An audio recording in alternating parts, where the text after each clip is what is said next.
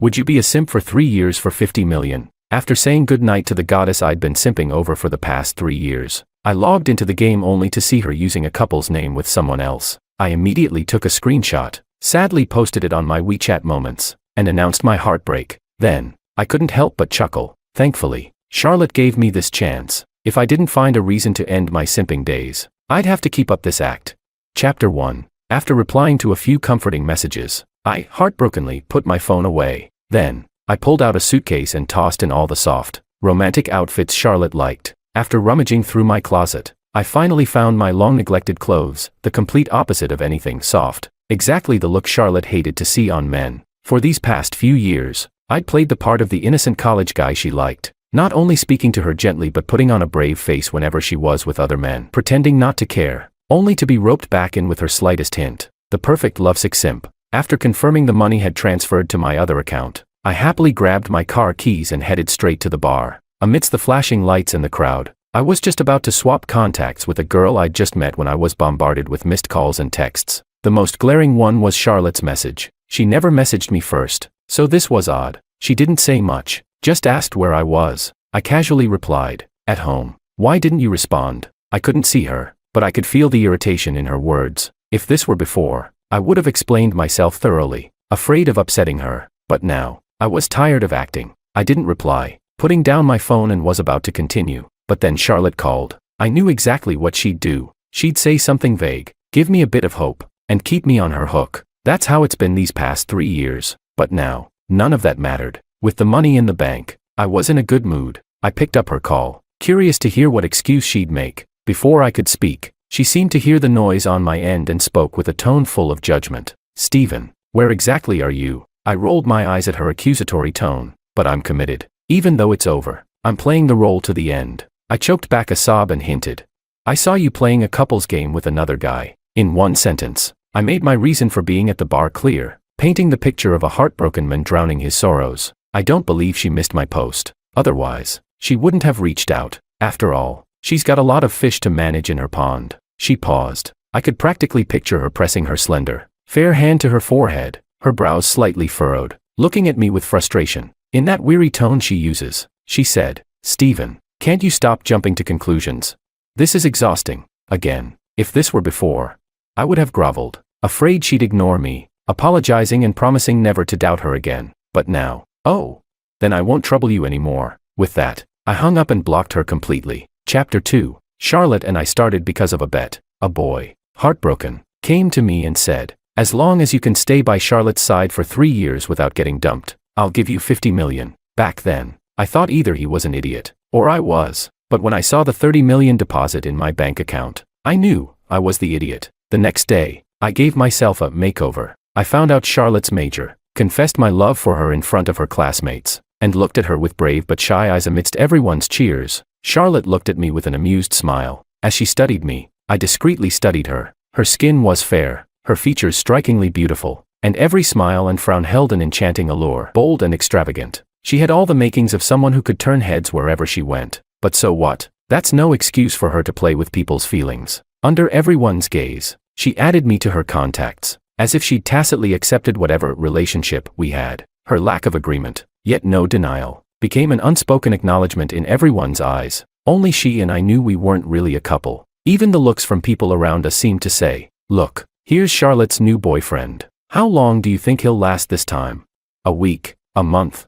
I didn't know how long others lasted, but I'm a dedicated simp through and through. I devoted myself to her for 3 years and learned a few things along the way. Chapter 3. Charlotte was a bit of a talent in her own way. Otherwise, she wouldn't have left so many men unable to move on, singing her praises even after a breakup. If you can ignore the various men around her, then with Charlotte, you'd have the perfect girlfriend. Just the right amount of flirtation, a touch of charm, sweetly considerate and, in private, bold and passionate. If she wanted to, she'd remember every word you said and surprise you in unexpected ways. Something those girls who demand, "I'm the girl, so you should spoil me," couldn't pull off. But to maintain my dedicated simp persona, I'd act a bit sad and disappointed whenever she was with other guys. It showed my affection for her. A little jealousy here and there added some spice, and listening to her sweet, coaxing words became my form of refreshment. Chapter 4. Since I no longer had to bend over backward for Charlotte, my schedule opened up. After taking a few days off from work, I spent 3 days lying around at home,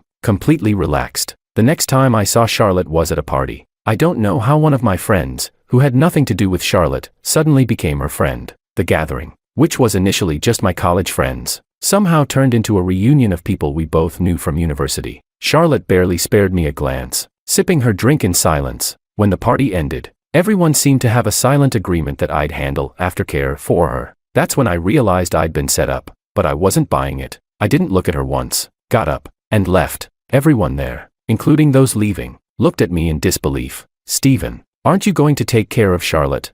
In the past, I'd have begged for the chance to do this, but now, I'm no fool. I shot a glance at the one who asked and replied, take care of her. Does she not have a home or hands of her own? The person looked at me, speechless, glancing back and forth between Charlotte and me. The atmosphere turned tense. Then, half drunk, Charlotte woke up, calling my name softly. Stephen, wait, I have something to say to you. Naturally, I agreed, curious to know what exactly she had up her sleeve. After everyone left, she lifted her gaze to me. Her eyes were misty, carrying a hint of hurt. Her voice was tinged with that softness that comes from being a bit tipsy as she gently asked, Stephen, are you really leaving me? If I didn't have a strong resolve, I might have fallen for her act. Oh, she's putting on a show now. I gazed at her, my eyes reddening for effect, my voice strained with barely restrained sorrow. I'm sorry, Charlotte. I just can't stop myself from overthinking. The only way to make it stop is to leave you. We stared at each other, a seemingly endless exchange of emotion. After going back and forth a bit, we finally agreed I'd call her a ride and we'd part ways for good. Just as I was finally about to wrap up this scene, the driver called. But then Charlotte said something that killed any desire I had to keep up the act. She leaned against the leather sofa, looking up at me with a slight smirk. Stephen, is 50 million really worth it? At first, I was a little surprised. Then I thought, with her background, it was only a matter of time before she found out about the bet. So I wiped away the fake tears at the corner of my eye and replied coldly, yeah, why wouldn't it be? Come on, that's 50 million. Who needs love when that kind of money's on the line? The room fell silent. After a moment, Charlotte stood up, her drunken demeanor gone, and walked over to me. She stood right in front of me, her slender frame and soft, pale hand brushing my cheek as she looked up into my eyes. She asked in a cold voice, so this was your reason for getting close to me? Annoyed, I brushed her hand aside, looking down at her with the same superior gaze. With a smirk, I replied, and what if it was? So what if I'd been caught? Who says only Charlotte can play with people's feelings? Why can't someone turn the tables on her? The room grew silent once again. Charlotte's eyes darkened as she looked at me. When I grew tired of the silence, she finally asked me an almost laughable question. She said, Stephen, did you ever have real feelings for me? I couldn't help but laugh. Ignoring her growing cold stare, I answered, since you asked, I'll give you a real answer. Charlotte, I never felt anything real for you. You already know the reason. So why bother asking? These past years, I took care of you properly, simping my heart out. You're an experienced player, and I'm probably just a fish in your pond, never close to entering your sea. Now there's a hole in the pond. Just tell everyone you finally got tired of me and dumped me. Let's go our separate ways, never to meet again. How about that? I gave her a graceful exit. I thought, given her personality, she'd agree never to see me again. But just as I was about to open the door, she grabbed my hand with a cold laugh. Stephen, you think you can just walk away? Did you ever ask my opinion? Her opinion? Of course, I wasn't going to ask her opinion. I flashed a perfunctory smile, turned, and walked out. Chapter 5. To be honest, 50 million is very easy to spend. To avoid Charlotte, I packed my bags the very next day and took off on an overnight flight. I spent the next 3 months traveling all across the country. The only place I didn't hit was Frog Island. I'll go once it's open again. Once I got tired, I returned home, bought a house and a Maserati, all fully paid for. At such a young age, didn't rely on anything except my top-notch simping skills. During this time, Charlotte's friends kept reaching out to me, trying to convince me of all sorts of things. Like, Stephen, Charlotte actually likes you. After you left, she's been drowning herself in drinks, feeling depressed. She's surrounded by men, sure, but they're just passing distractions. You're the real one. Otherwise, she wouldn't have stayed with you for 3 years. I didn't let them finish. I was worried I'd lose control and go back to give her a piece of my mind. I interrupted, saying, so you're saying Charlotte just made the same mistake every woman makes? Right. That's what I mean. Stephen, you get me? I snorted. Since you understand Charlotte so well, You two are a match made in heaven. Hope you both stay together forever. With that, I hung up and blocked everyone connected to Charlotte. Chapter 6. But there was one person I forgot to block. My generous benefactor for the 50 million, Bruno. And thanks to him, here I was, locked in a staring contest with the young woman in front of me. Or more accurately, with a high school girl. Yes, Bruno had pulled me into another secret deal. I'd be disrespecting the 30 million if I hesitated for even a second. But a high school girl as the new target, this felt way out of line. Thankfully, Bruno quickly explained. Apparently, she's his niece, Valentina. Her parents don't care for her much and have practically abandoned her. He's the only one who checks in on her from time to time, but he's only in his early 20s himself. She's rebellious and impossible to handle. He's tried everything, so he thought of me. He said I took care of Charlotte so well over those 3 years and hoped I could adjust my approach to watch over Valentina. Maybe even get her to focus on school. I deadpanned. Do I look like a nanny to you?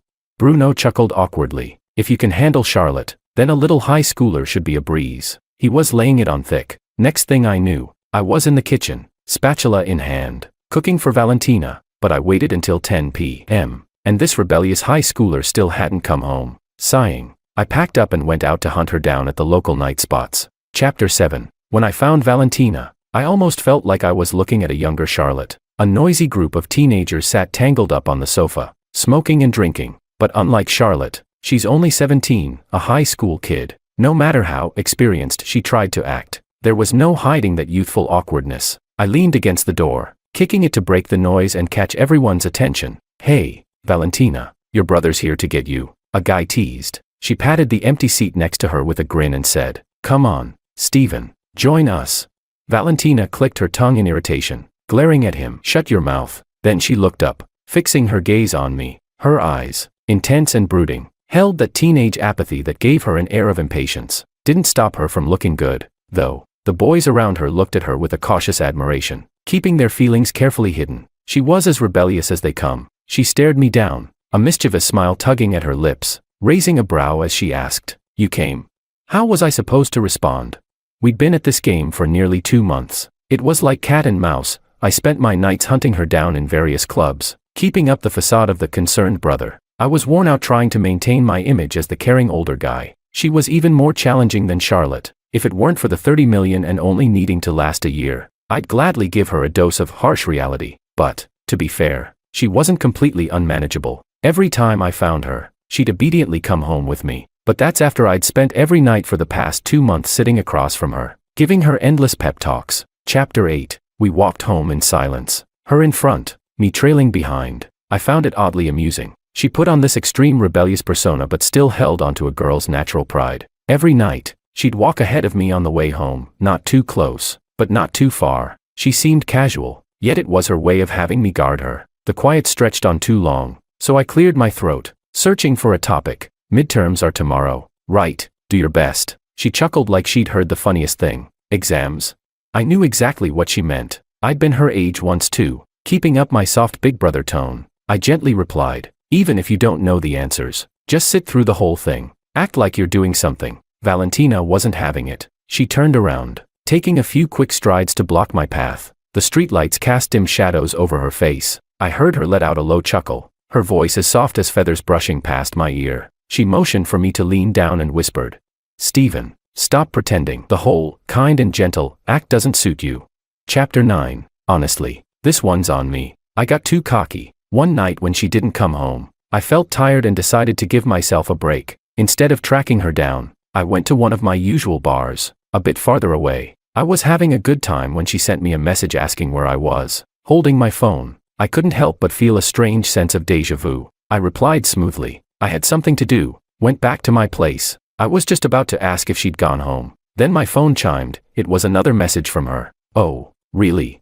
Nice biker jacket you're wearing. And those cargo pants, they make your legs look long. Me. Since then, Valentina seemed to have found a new source of amusement. She eagerly waited every night for me to catch her. If I didn't show up, she'd send me a photo. In it, a man, casually dressed but with a rebellious look, would be leaning against a wall, cigarette smoke curling up to obscure half his face, along with a message, if you don't come to get me, I'll send this to all your family and friends. Chapter 10. Truthfully, I wasn't afraid of her childish threats. Sure, I presented myself as the polite and well-mannered one to my family, But my parents knew me well. My friends also had a pretty good idea of what I was like. I'd figured out by now that Valentina was interested in me, but I wasn't about to give up 30 million. Who needs principles when there's that kind of money on the line? Even if she was a high schooler, I doubted she was some innocent soul. It was probably just a temporary attraction, and I'd never been one to play the hero. As long as she didn't say it outright, I was happy to keep this mutual understanding between us. If it came to it, I could play the same role as I did with Charlotte, be her simp. Once the time's up, find an excuse, take the money, and walk away. So we continued this unspoken agreement, living under the same roof. But compared to Charlotte, Valentina was more sincere. She was like a loyal puppy, bold and unruly on the outside, rough around the edges, but deep down, she'd do anything I asked. In some ways, it felt like she was taking care of me, not the other way around. It almost made my conscience flare up a bit about the 30 million, but hey, what's love compared to money? I got over it quickly. After all, I was genuinely good to her during this time. When it comes to feelings, who's to say who has the upper hand?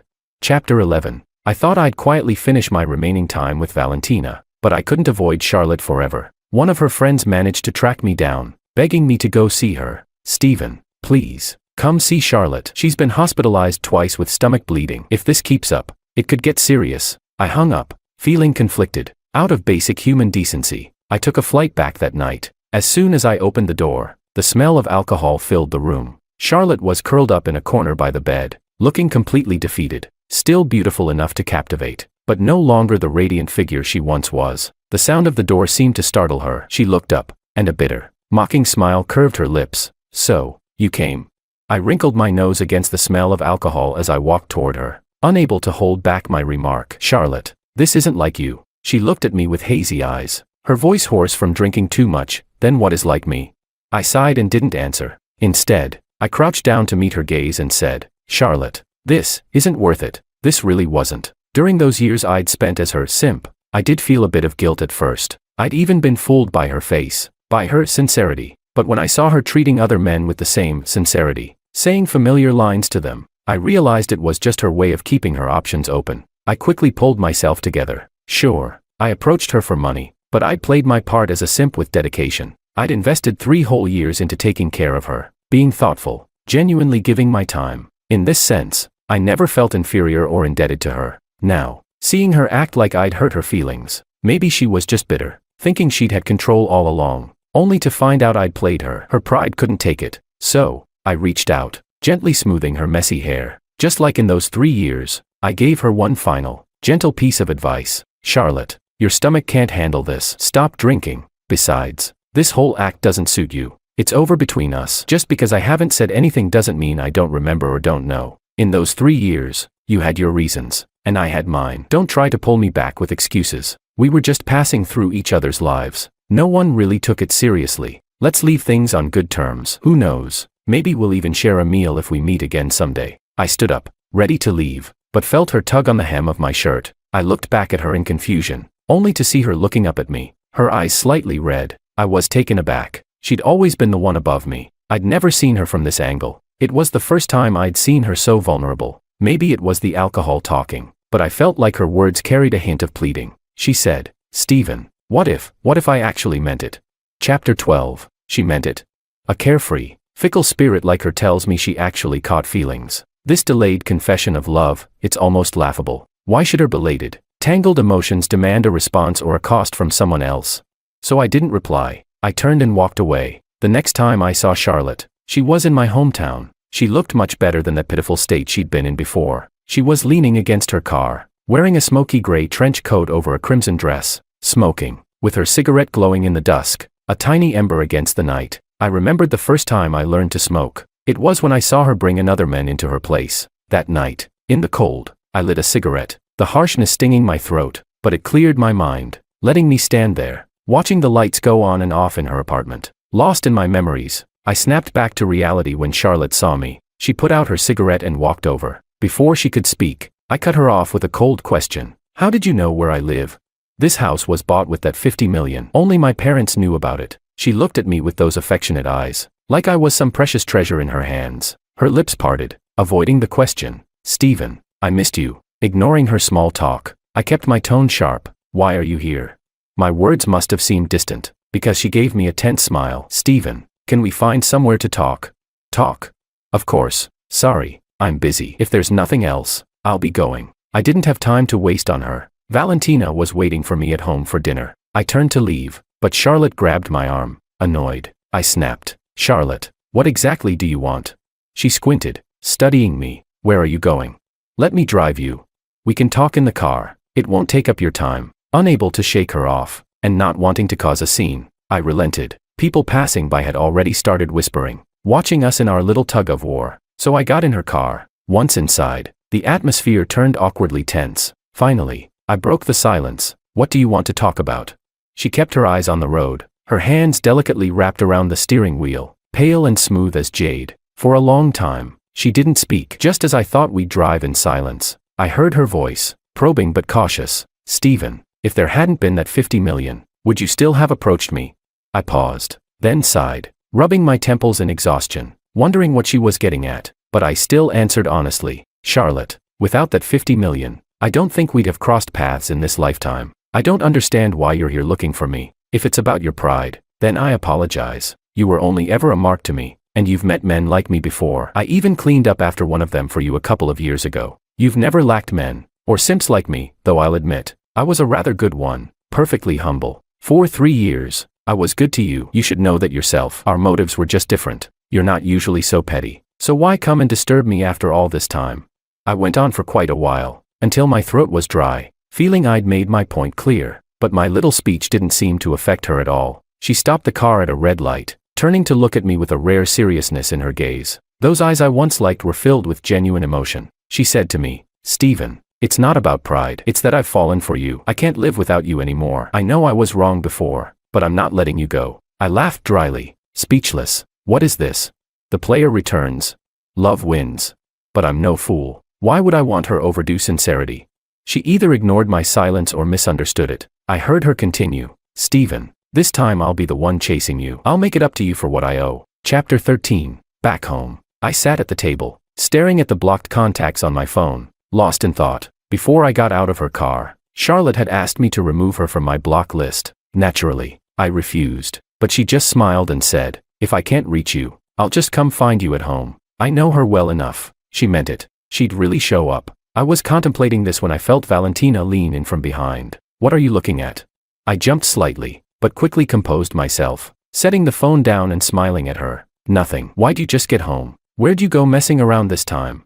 Valentina ignored my teasing. She looked down, her gaze steady and quiet, and asked an unexpected question. That sick friend you went back to the city to check on, how are they doing now? She was talking about Charlotte, though I was surprised at her interest. I replied, I don't know. We haven't been in touch. Oh, really? Her tone made me uncomfortable, so I couldn't help but ask, why are you being so passive-aggressive?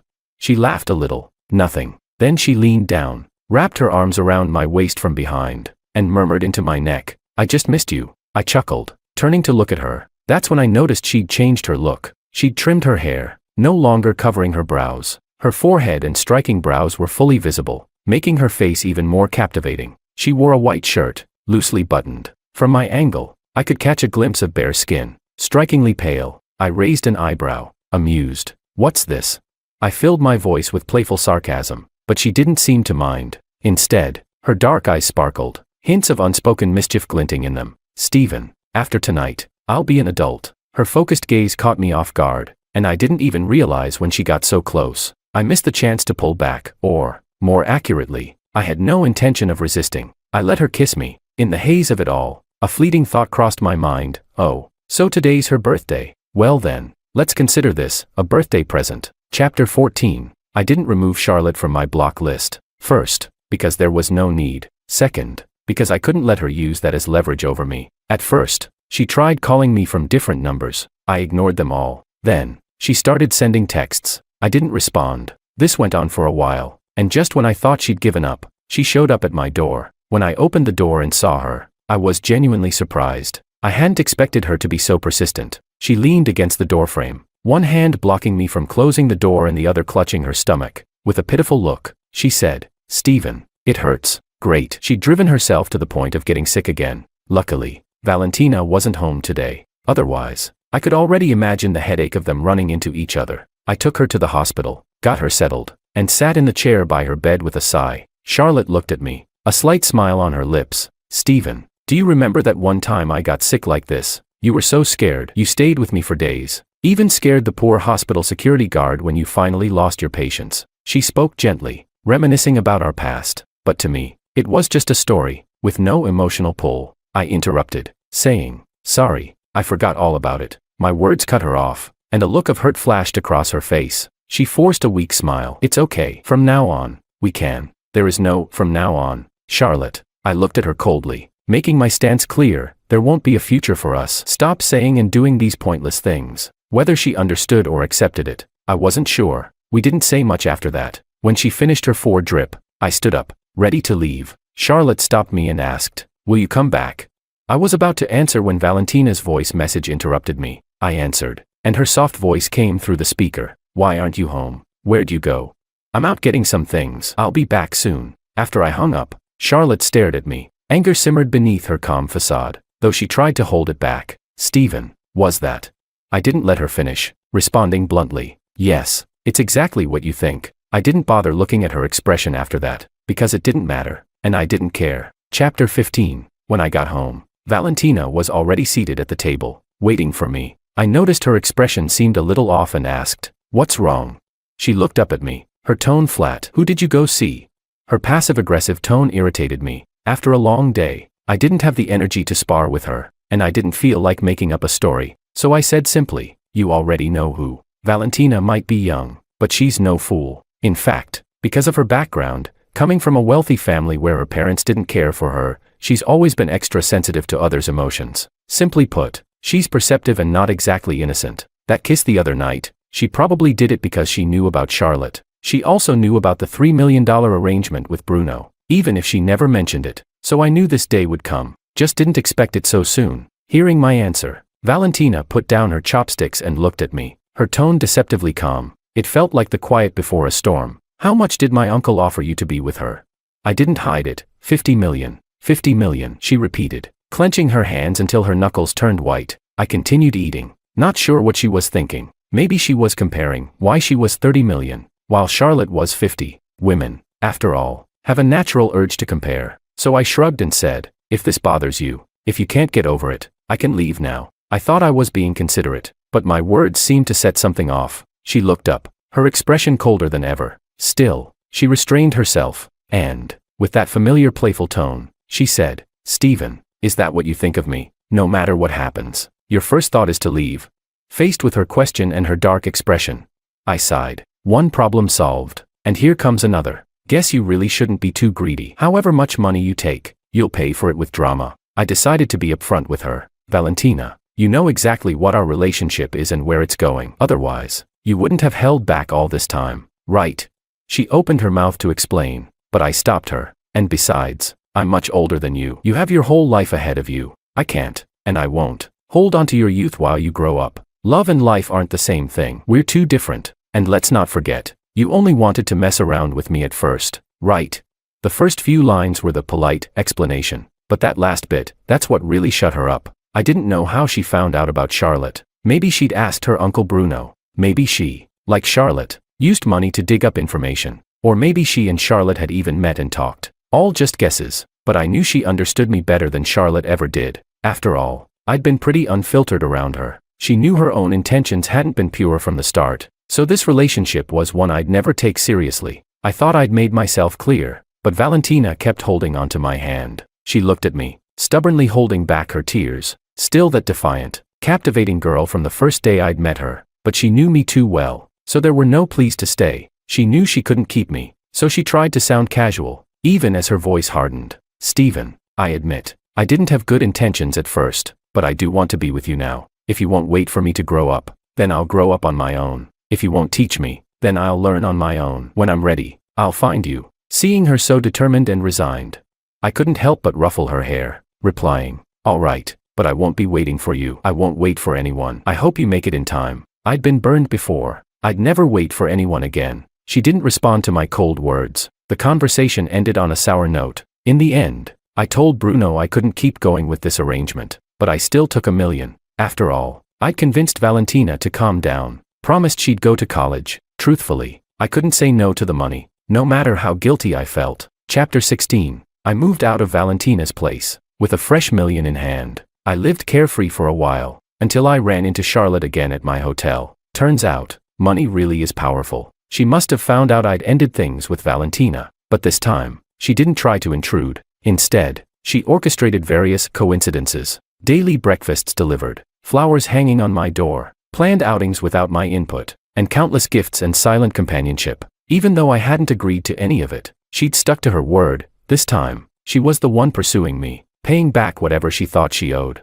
Her world no longer revolved around a crowd of men. Now, it was just me in her world. She even tagged along when I went to the bar, didn't stop me, just sat and watched, staring down every woman who tried to approach until they left. I muttered, "You're nuts." She just laughed, saying, "Funny, I never knew this side of you." Her smile left me speechless. Even on lazy days, when I'd wear a plain t-shirt and beach shorts for a morning jog, she'd be there chatting with the older ladies around, listening intently as they praised us as the perfect couple. I seriously thought she'd lost her mind, until she shielded me from the car that had lost control and was heading straight toward me. That's when I realized she really meant it. Chapter 17. Luckily, we were standing off to the side. The car had already slowed down, so she wasn't seriously hurt, but she still ended up in the hospital for quite a while. She didn't notify anyone, didn't tell a soul, leaving me to take care of her out of guilt. Though taking care was a loose term, she didn't make me do much, just peeling fruit, bringing water. The nurse handled everything else. She would reach out with her bandaged hand, lightly touching my face, and say, "Stephen, I'm just glad you're okay." If something happened to you in front of me, I'd never forgive myself. As if she truly treasured me with all her heart, I pulled away from her hand, not replying. I didn't want to say anything harsh while she was lying there, injured, so I waited until she was discharged. She continued her slow, subtle approach, infiltrating my life like a frog slowly boiling in warm water. From my new co-workers to friends and family, every angle, she managed to charm them all. Everyone in my life ended up switching sides. They'd say, "Stephen, are your standards that high? You can't see how amazing your girlfriend is." It left me frustrated, couldn't yell, couldn't fight back. I could only treat her with a cold indifference. But over time, even I started to feel like she belonged there, right by my side. One day, after picking up her call out of habit, I sat there, calmly thinking for 2 minutes and realized how frightening it was. But thankfully, something happened that brought me back to my senses. One day, by her deliberate orchestration, I accidentally met her parents. She made a solemn vow in front of them. She said she truly loved me, that she felt guilty for what she'd done. She wanted to give me a happy life. She wanted to give me everything she had, and hoped they would accept it. She even took her parents and me to draw up a financial agreement, intending to transfer half of her assets to me before marriage. I stood to the side, saying nothing, just feeling a chill. Some people live in their own world for so long that they never consider anyone else's thoughts. Even if they're sincere, even if they're in love, treating you as a treasure. I could never trust someone like that. Chapter 18. I didn't want to say anything more to Charlotte. In her current state,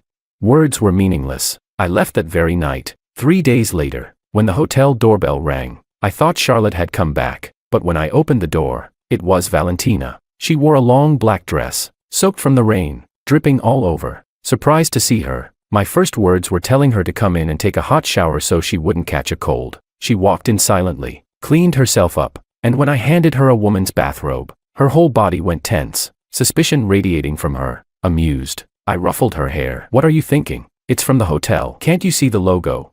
Finally, she accepted it, letting me towel dry her hair. She stayed silent the entire time. Only then did I realize how long it had been. She must have finished her college entrance exams. No wonder Charlotte had introduced me to her parents a few days ago. So that was her plan all along. To Charlotte, it seemed I was just some sort of trophy, something she could show off. Compared to others, how much true love anyone had used, they probably couldn't even tell. The atmosphere was heavy. To lighten things up, I tried joking with Valentina, but she didn't respond. Instead, her eyes followed my every move, as if she had something on her mind. I teased her. "What are you staring at?"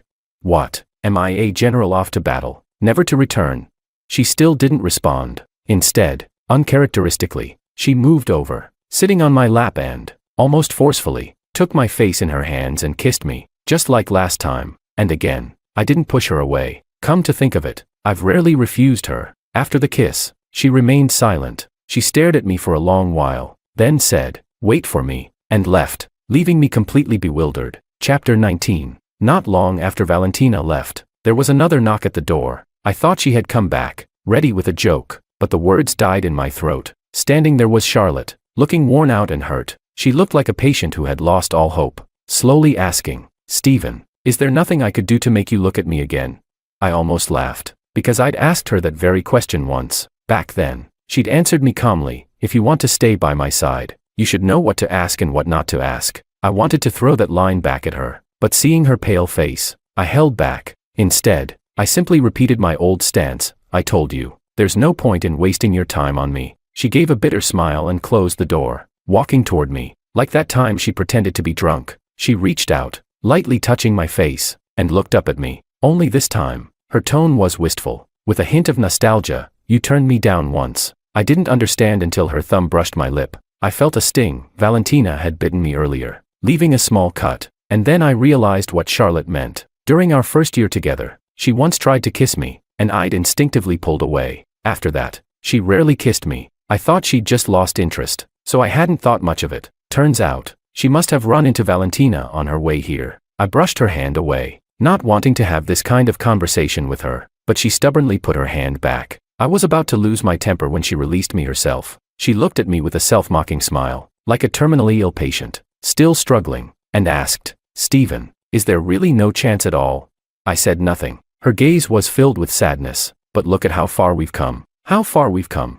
I hadn't intended to argue but couldn't stop myself from asking, "What do you mean? How far we've come? Do you mean your one-sided decision to win me back? Or the tricks you use on every man you meet? Or that you showed up to meet your parents with me in tow, without even asking me?" With the same haughty attitude she once had with me, I looked at her coldly. "Charlotte, I didn't give you an answer before because you got hurt in my place, but that doesn't give you a free pass to guilt-trip me. Let's be clear, just because the player has a change of heart, it doesn't mean I have to love you. I didn't love you then, and I'm certainly not going to now." A heavy silence filled the room. Charlotte looked at me, silent for a long time. Then she laughed. She laughed until I thought I saw tears in her eyes. I thought she'd gone mad. After a while, she stopped laughing and gave me a smile I knew all too well, the sly, mocking smile she wore when she had something planned. "Stephen, you really don't budge, do you?" "Fine, fine, fine," I admitted. I lost. With each "fine," her voice grew softer, filled with a mix of emotions. I was confused. Is she finally done pretending? Her sudden shift in attitude left me unsure of her intentions. I was about to ask her when her lips parted, as if to say something more, but my phone rang, interrupting everything. I glanced at the caller ID. It was Bruno. A bad feeling stirred in me. I answered, and Bruno's voice was urgent. "Stephen, you need to talk some sense into Valentina. She's acting recklessly. She'll get herself hurt." My heart sank, and I instinctively moved to leave, but out of the corner of my eye, I saw Charlotte. I stopped, uneasy, looking at her. She must have heard Bruno's words because she swallowed whatever she'd been about to say. I cursed silently. My reaction had been too telling. In her state, if I rushed out, who knows what she might do to stop me. But thankfully, Charlotte only looked at me with a calm, focused expression. Time seemed to stretch. Finally, she asked, "Stephen, is she really that important to you?" I thought about it, then nodded. Another stretch of silence, almost agonizing in its slowness. Finally, I couldn't wait any longer and opened the door. As I stepped out, I heard her voice behind me, like a quiet farewell, saying, "Go." Her words filled me with relief. I didn't want to think, and headed straight to the location Bruno had mentioned. Chapter 20. When I found Valentina at the address Bruno gave, she looked up, scowling at me. "What are you doing here? Get out of here." Did she think I'd actually listen? Of course not. I grabbed her arm, dragging her out and pushing her into the car. Then I slapped her. The shock left her speechless. "Valentina, you're an adult, not a child anymore.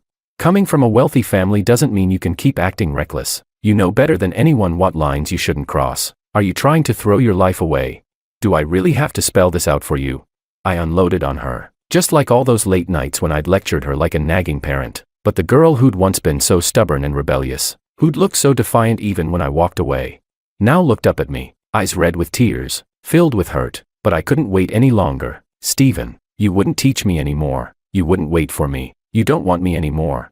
Her words made me sigh, softening my anger. It wasn't hard to guess she'd been shaken after seeing Charlotte. Bruno had mentioned on the phone that Valentina was suddenly set on getting 80 million, 50 from me and Charlotte, and 30 from her own deal. She didn't want to ask her family for it. She'd wanted to take her time. But seeing me with Charlotte's parents must have triggered her, so she'd panicked. She'd connected with some shady people and taken a risky path. I sighed. Looking at the tear-streaked face of the girl who still held me so close in her heart, I felt a pang of regret. She wanted to prove she could grow up fast. All because I told her I wouldn't wait. She was willing to do anything to grow up, but her impulsive actions only highlighted her immaturity. Yet, the sincere look in her eyes made my heart burn. To be someone's whole world like that, even if it's childish, even if it's reckless, it reminded me of my own youth. Once upon a time, I'd longed to find someone willing to give me their all. So, Stephen, what's the harm in teaching a kid how to grow up? Everything she doesn't know, doesn't understand, couldn't you teach her? Why not wait for her? What could it hurt compared to those 3 years? She's doing her best to close the gap between us, giving me all of her love, so what's there to demand? As if finally convincing myself, I leaned back into the seat, chuckling softly, and ruffled her hair. She looked up in shock as I reached over and pressed a kiss to her forehead, and I heard myself say, "Valentina, I'll keep teaching you how to grow up. So, are you ready to keep learning?" Her eyes widened in disbelief. "What did you say?" I smiled. I said, "I'll wait for you to grow up. So, are you ready to face the world and keep that same heart?" She looked at me, eyes bright and intense. Then, finally, she broke into a long-awaited smile, responding loud and clear, "Of course I am. Just wait, Stephen. I'll catch up to you soon." "All right, then hurry up and grow. Catch up to my time and experience, and I'll give you all the love I have to give." Chapter 21. I moved back into Valentina's home. Despite her rebellious phase, she's never lost sight of what matters. Her grades were decent. After some consideration, we applied to a good enough college, and I became her study buddy. The next time I saw Charlotte was at my and Valentina's wedding. This girl was impatient. After graduating, she practically begged me to marry her, afraid I'd slip away. On the day of the wedding, Charlotte showed up alone. I'd heard she'd changed a lot over the years, thrown herself into work. Her old friends were long gone, and she no longer had those close male friends, but none of that concerned me. After the ceremony, she came over to us. I thought she wanted to talk to me, but she ended up pulling Valentina aside, whispering something I couldn't hear. When they returned, Valentina handed me a necklace. It was the same one I'd bought for Charlotte with my first savings. During my years of simping, compared to her lifestyle, it was nothing. But that day, Charlotte looked at me with a strange expression. Back then,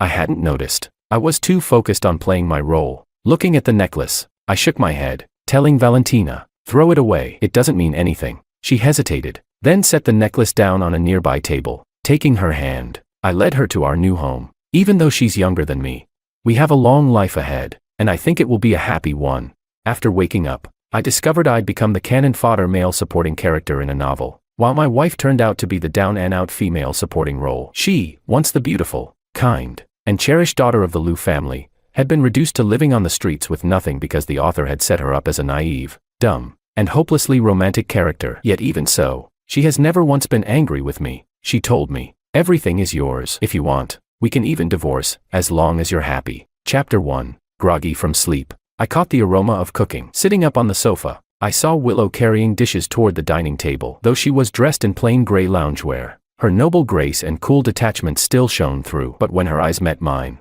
a gentle smile lit up her face. "George, Grandpa asked me to go to the company, so I can't have breakfast with you," she said. Willow moved to sit beside me, taking my hand with an apologetic look, as if missing breakfast together were a serious matter. I knew I had transmigrated. My role was that of an expendable male supporting character, while Willow was the female supporting role, once the prized daughter of the Liu family. Yet because I betrayed her by leaking the Liu family's corporate secrets in pursuit of the female lead, the Liu family went bankrupt. Even though she knew the truth, not once did she blame me. Instead, she said, "George, as long as you're happy, I support whatever you do." I don't recall the rest of the plot very clearly. It went something like me acting recklessly in front of the main characters and then getting killed. Meanwhile, determined to help me exact revenge, Willow rallied herself and nearly managed to take down the main characters. In the end, persuaded by the female lead's narrative, she ended up committing suicide. I won't comment on how absurd the plot was. I can only ask, which man wouldn't love such a beautiful and devoted woman? Seeing my silence, Willow's eyes flashed with sorrow. Yet she forced a smile and said, "George, do you still want a divorce? It's okay, as long as you're happy. I'm fine with it." She struggled to keep her composure, but her eyes turned red as tears threatened to spill. I could clearly see the hope and fear in them. She longed for us to stay together, yet feared I might really divorce her. Still silent, she added, "Honey, there's only a few tens of thousands left in our savings. You can take it all, even if it's not much. I reached out, placing my hand on her head and gently stroking her hair, and said, "No divorce, we'll face these hard times together." Willow froze for a moment. Her eyes widened before a joyful smile broke through as she couldn't hide her delight. But then worry crept back in as she said, "But honey, I know you've always had feelings for Anna. In the past, my father held you with a marriage contract, but now that he's gone, you're free to leave." Anna, of course, that's the female lead's name. What kind of person is she? Anyway, in the book, she didn't like me, yet she frequently insisted that Willow divorce me. Her exact words were, "George never loved you to begin with. Why do you cling to him? You know, only the unloved end up as the mistress. By all logic, anyone would think she loved me, otherwise, why meddle in such matters?" However, when I asked if she truly loved me, she didn't give a clear answer, just that she hadn't made up her mind. Isn't that absurd? Coming back to the conversation, I smiled at her and said, "Ever since I was a kid, you've always left me hanging without giving me a clear answer. I love you, but it's only out of habit, and I'm not a dumbass. Can't you see who really loves me?"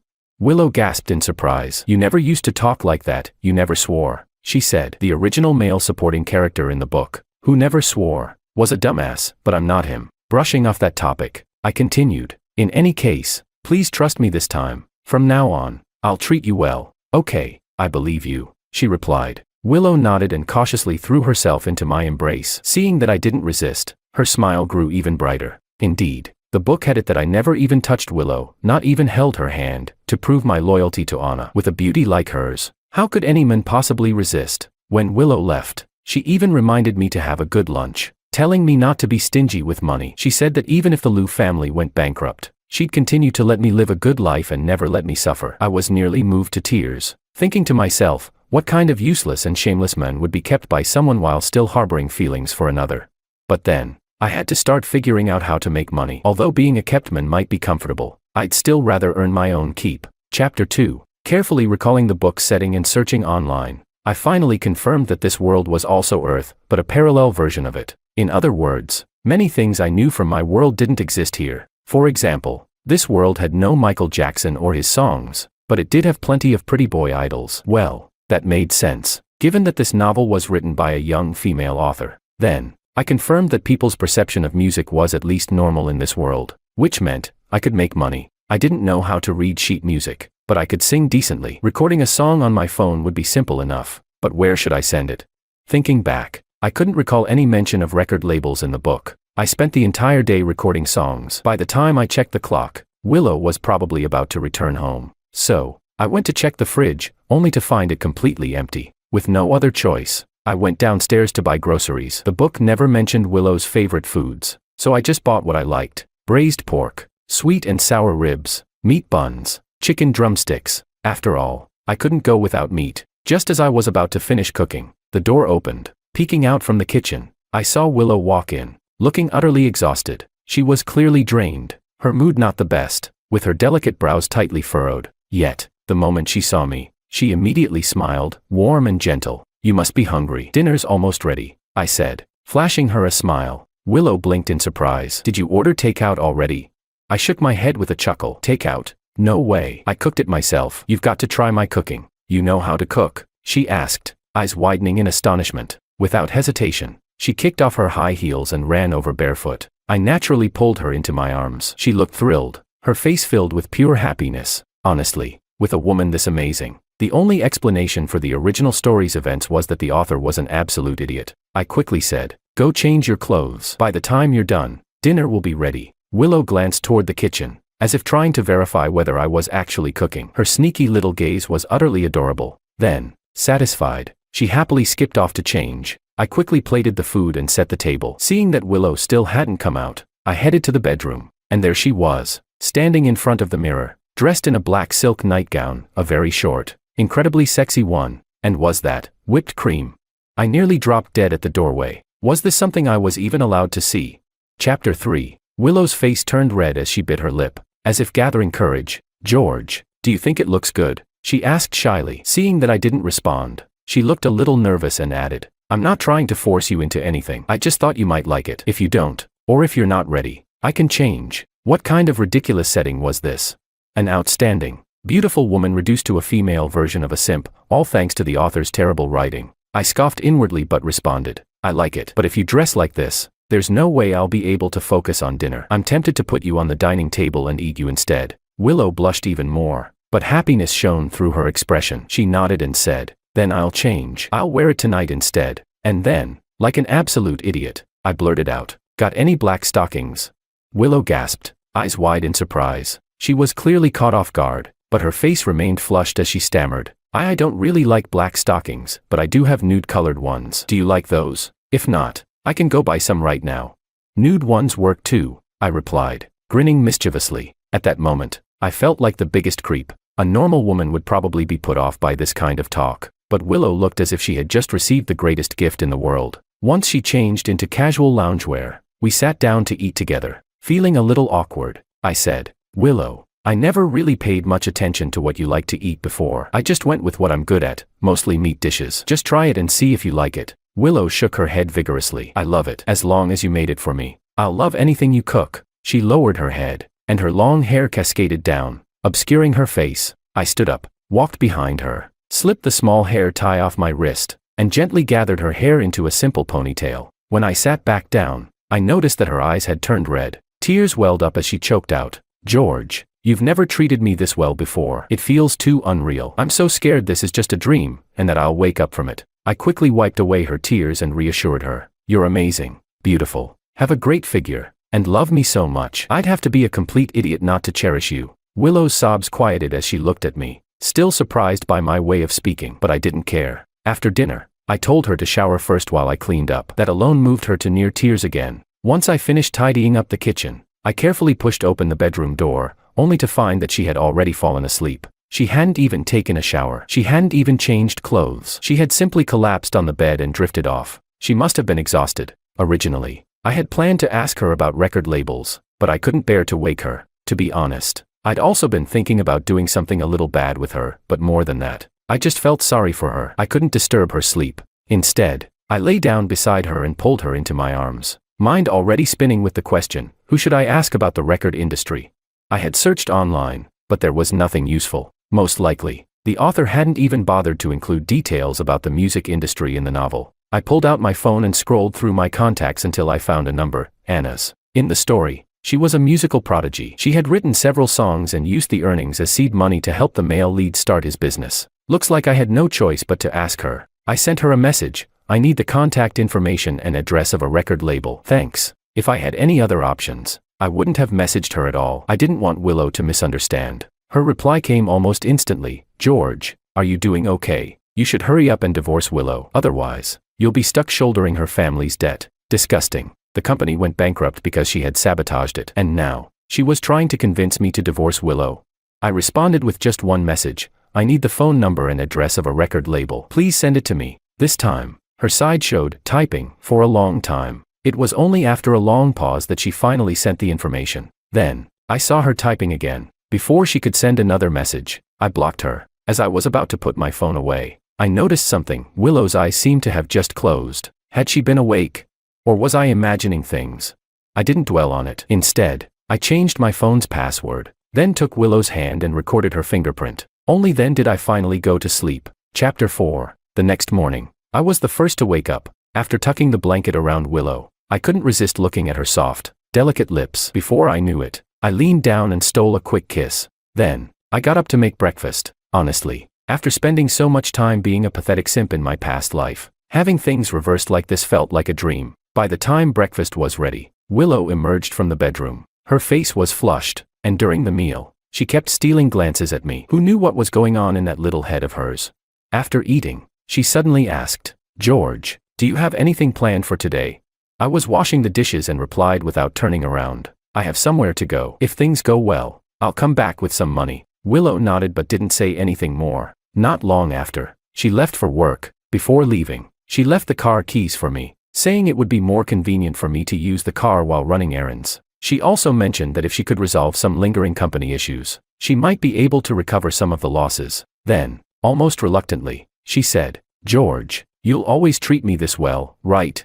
I nodded, pulled her into a hug, and planted a kiss on her lips. Soft, bouncy, cool, and fragrant. I really wanted to devour her right then and there. Blushing, she ran off, pausing at the elevator to say, George, You really don't need to worry about money. I can keep making money for you like before. I nodded. If you're making money for me, then I'll make money for you too. After tidying up, I changed into a suit, grabbed the car keys, and headed out. Before long, I arrived at the Anna record company. I smirked, of course. The female lead had a company named after her. How predictable. At the reception desk, I told the receptionist that I had written an absolute banger of a song and wanted to meet the boss. She didn't believe me at first, so I just sang a classic hit from my past life on the spot. The receptionist was shocked. Immediately, she led me straight to the boss's office, but the moment I stepped inside, I was not expecting what I saw. Willow was sitting on the couch. Across from her sat another woman, dressed in a simple white dress, looking as delicate as a fragile little flower. None other than Anna herself.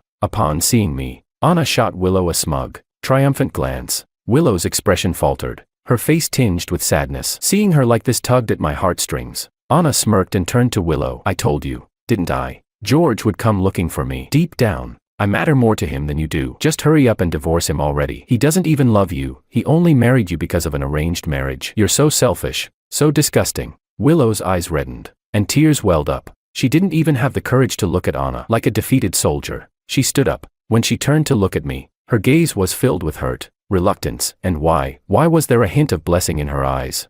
I immediately said, Willow, don't listen to that dog barking. I'm not here for her. I'm here to pitch a song. Willow froze. This was the first time she had ever heard me insult Anna. Anna's smugness shattered as she gaped at me in disbelief. George, what did you just say? Did you just insult me?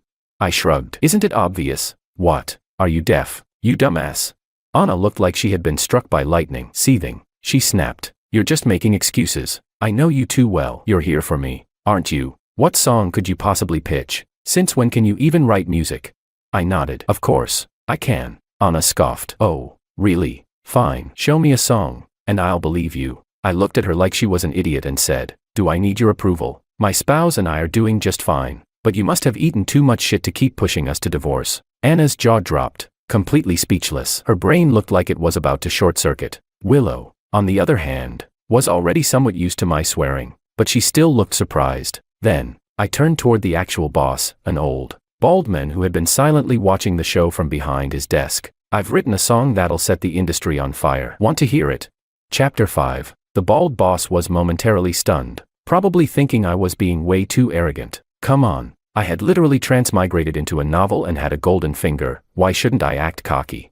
He finally said, well, all right then. I've got nothing better to do anyway. He nodded, seemingly interested. I also found it strange. This guy was actually pretty handsome. So why was he bald? It felt weirdly out of place. I pulled Willow to sit beside me on the couch, crossed one leg over the other, and said, no need to play any recordings, I'll sing live. Then, I started singing. I began with Hotel California by the Eagles, then moved on to Yesterday by the Beatles, followed by Bohemian Rhapsody, and finally, Billie Jean by Michael Jackson. As for newer pop songs, I skipped them because the young author of this novel had already written those into this world. By the time I was done, my throat was nearly on fire. The bald boss personally handed me a glass of water. Willow looked at me, her eyes overflowing with admiration. Anna, she was still processing, completely frozen. She never expected me to be this good. Of course, I was good. Wasn't it obvious? I was basically cheating. The bald boss immediately asked, sir, are you selling all of these songs? I nodded. All of them, but I doubt you can afford them. The bald boss scoffed. You think I can't afford it? My company is worth trillions. You think I don't have the money? Yeah. You heard that right. Trillions. And no, he wasn't bluffing. It was just part of the ridiculous novel setting. To make the female lead seem even more impressive, the author had written this record label as a trillion-dollar company, with its boss practically begging Anna to write songs for him. It also conveniently explained why the boss valued talent so highly. I nodded. All right then, 10 million per song, and we split all future royalties 50-50. Deal. He immediately agreed. No problem. I added, oh, by the way, I meant 10 million USD. He chuckled. So did I. And just like that, the deal was sealed in seconds, because that's just how the author had set it up. The moment this billionaire record label boss met real talent, he was programmed to immediately throw money at them. Anna, however, was not happy. She pouted and complained. Boss Chan, what do you mean by this? When you bought my songs, you only paid 5 million, and it wasn't even in USD. Why does he get so much more? Boss Chan gave an awkward chuckle but didn't respond. I, on the other hand, had zero mercy. You call those brainless, disposable pop jingles songs? I sneered. You. Anna's eyes welled up with tears. She pointed at me, her voice trembling. George, you never treated me like this before. What's wrong with you? Why are you treating me this way now? I completely ignored her and turned to Willow. Why are you here? Did she ask you to come? Willow nodded, looking aggrieved. I continued. Let me guess, she told you I'd come running to her, that I still couldn't let her go, that you should give up on me. Yes. Willow nodded. Then, suddenly, she clung to my arm and whispered, when I saw you walk in, I really thought you were leaving me. I immediately shook my head. Willow, let's be real here, I said. Look at yourself, you're way better than her in every way. You're more talented, more beautiful, and your body is perfectly curvy. Meanwhile, she's built like a damn flat-screen TV. On top of that, you love me unconditionally, while she's been stringing me along for years, never giving me a straight answer. Tell me, why on earth would I ever choose her over you? I'd have to be clinically stupid. Willow hesitated. Really? Am I really better than her? Look, normally, comparing two women like this would be really scummy of me, but I don't want you to feel insecure. So yes, you're better than her in every possible way. Then, I turned back to Boss Chan and asked, Boss, if you had to choose between them, who would you pick?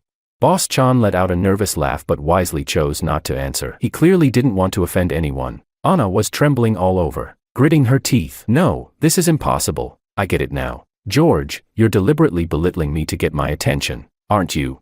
I chuckled. Oh, please, stop making up delusions in your head. You don't even like me, yet you keep trying to break up my marriage while lecturing me about pursuing true love. What does my love life have to do with you? Are you just brain dead?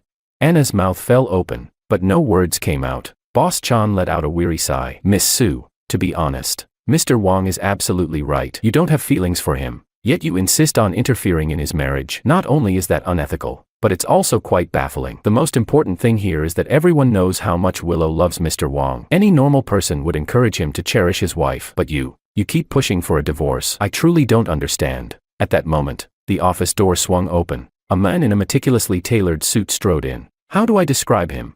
He looked weird, but I instantly recognized him. He was the male lead, Makoto. His facial structure looked like it had been drawn with a ruler, sharp, geometric, and unnaturally symmetrical. Ah, right, the author had written his features as being chiseled like they were carved by a blade, except, it just looked weirdly unnatural. Then there were his huge, piercing eyes, which should have been striking, but his eyebrows were strangely thin and barely visible. I dug through my memory and recalled the author's exact words. His brows were like distant mountain mist. What kind of nonsense was that? To top it off, his lips were absurdly thin, and his jawline was razor sharp. And the most ridiculous part? I could see his abs through his dress shirt. I mean, come on, who has a 16-pack? Is this guy even human? At that moment, I silently thanked this brain-dead author for at least writing Willow's beauty normally. Otherwise, I might have just given up on life. Makoto looked at Anna, his face full of concern. Anna, why are you crying? Did they bully you? He rushed over and immediately pulled Anna into his arms. Anna sobbed. George said Willow is better than me, that she's prettier, that she has a better body. How could he say that? What? Makoto turned to me, then gave Willow a long, scrutinizing look. Then, he nodded. Anna, while everything George said is true, so what? No matter how talented, beautiful, or well-shaped someone else is, I still love you. Anna burst into even louder sobs. Honestly, I wasn't expecting this male lead to not only look abstract but to also think abstractly. Makoto gently let go of Anna, then strode over to me. Without a word, he pulled out his checkbook, scribbled down a number, and tossed it onto the table in front of me. This is 100 million. Take it. From now on, never appear in front of Anna again. I immediately picked up the check and pocketed it, smiling brightly. Mr. Ito, don't worry. I only love Willow. I can guarantee I won't actively seek out Anna. But if we run into each other by coincidence, or if she comes looking for me, well, that's not on me, is it?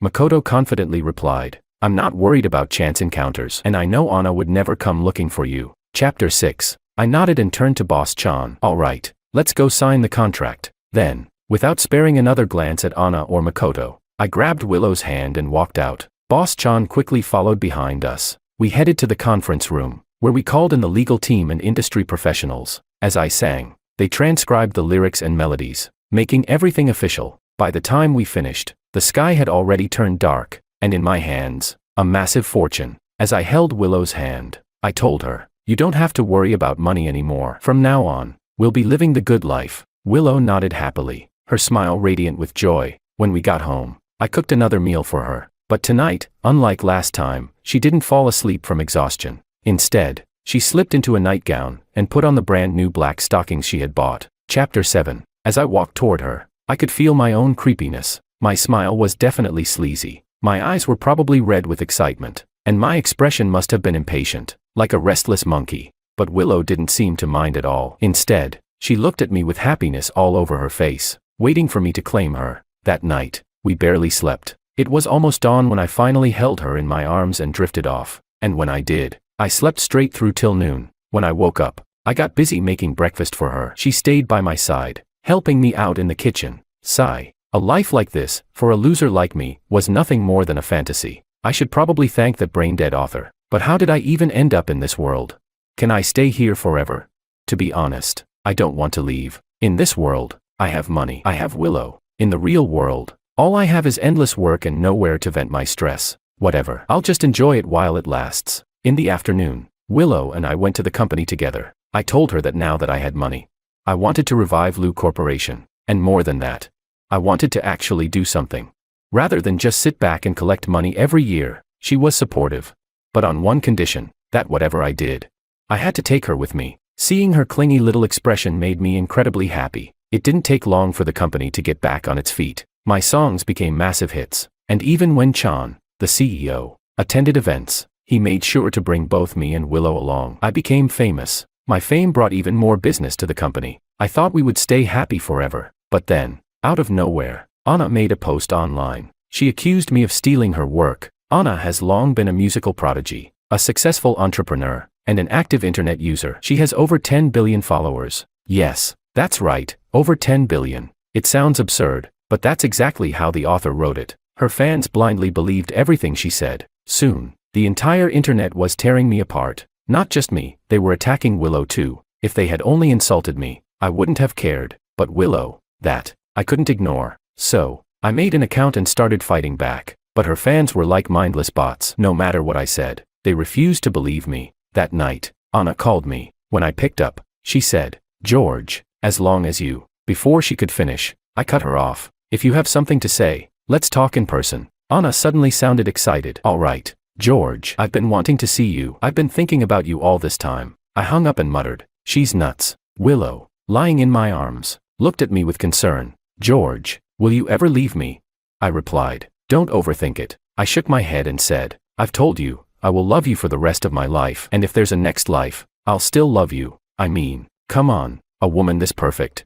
Even in 100 lifetimes, I'd never get tired of her." Chapter 8. The next day, I met Anna at a private club. She had clearly dressed up for the occasion, light makeup, a fresh and innocent look, but I couldn't care less. The moment she saw me, she eagerly clung to my arm and sat down beside me. "George, I've thought it through these past few days," she said passionately. "I've realized that I've always loved you. Not Makoto. I just thought we were too close, so I mistook my feelings for you as familial love. But ever since you said Willow was better than me, I finally understood. I care about you more than I ever knew." I pulled my arm away. "Don't do this. I have self-respect, and I suggest you stop acting so desperate. As far as I know, you're already married to Makoto," she replied. "But I can divorce him. I'll do anything for you." As she spoke, she started pulling down her dress, her voice dripping with seduction. "George, I love you. I can give myself to you right now. Come on." I immediately jumped up, stepping away. "Let's talk about why you slandered me first. Those works were mine. Why did you claim they were yours?" She smiled. "Because if I hadn't done that, you wouldn't have responded to me. I did it because I love you. It's proof of my love." Is she insane? I was speechless. Then I said, "I'll say it again. I love only one woman in this life, my wife, Willow. As for you, Anna, not only do I not love you, but I find you repulsive." With that, I turned to leave. Anna broke down, screaming, "Impossible. You're supposed to love me. Screw you." I cursed before walking straight out of the room. And just like that, everything was settled. Why? Because I owned this club. I had set up live streaming equipment in the room. From the moment we started talking, the entire thing had been broadcasted live. I checked my phone. Her brain-dead fans had already turned against her. That's when I finally felt at ease. Just as I was about to leave, I saw Makoto burst in. He was holding a knife. For a moment, I thought I was about to die. But Makoto didn't come for me. "It's none of your business. Get out of my way," he shouted. "I'm going to kill that cheating woman. Anyone who betrays me must die." Then, he stormed into the room. It didn't take long before I heard the screams. And the entire murder was live-streamed. Makoto was arrested soon after. With that, life with Willow returned to peace. But one day, I woke up and found her lifeless. A voice echoed in my head. If you give up all your wealth, you can take her back to your world, but she will forget you. What will you choose? I didn't hesitate. I chose to lose everything. Even if I ended up with nothing, I couldn't let the woman I loved die. Even if this was just a story I had somehow entered. Even if she had only loved me for less than a year. No matter what, I had to let her live. Then, I drifted into unconsciousness again. When I woke up, I was back in my tiny rented apartment. Everything felt both familiar and strange. No Willow, just spreadsheets glowing on my computer screen. Was it a dream? I asked myself, checking the time. I realized only a single day had passed. So, it really was a dream. I shook it off and went back to work, grinding like a corporate drone. Then, a message popped up in the company group chat. George, come to the office. It was from the CEO. I walked in, thinking I hadn't caused any trouble recently. In fact, I had even secured a few deals. So why was I being called in? The boss leaned back in his chair, rubbing his beer belly. George, you've been with the company for 4 years now, right? Lately, you've brought in some solid revenue. So, I've decided to send you to our overseas headquarters for training. You should make the most of this opportunity. I was pleasantly surprised and immediately agreed. But when I got home, the emptiness hit me again. No Willow. Maybe a change of scenery would help me forget. But how could I possibly forget a woman like her? Even if she was just a dream. When I arrived abroad, I quickly dove into my work. I also realized something. That dream had changed me. I had become bolder, more driven. Before long, I was promoted to manager. And on that very day, the CEO wanted to meet me. As I stepped into the office, my breath caught in my throat. There, sitting at the desk, reviewing documents with focused intensity, was her. Willow. I was really seeing her. So, it wasn't a dream. Or maybe it was. But fate had somehow led me to her.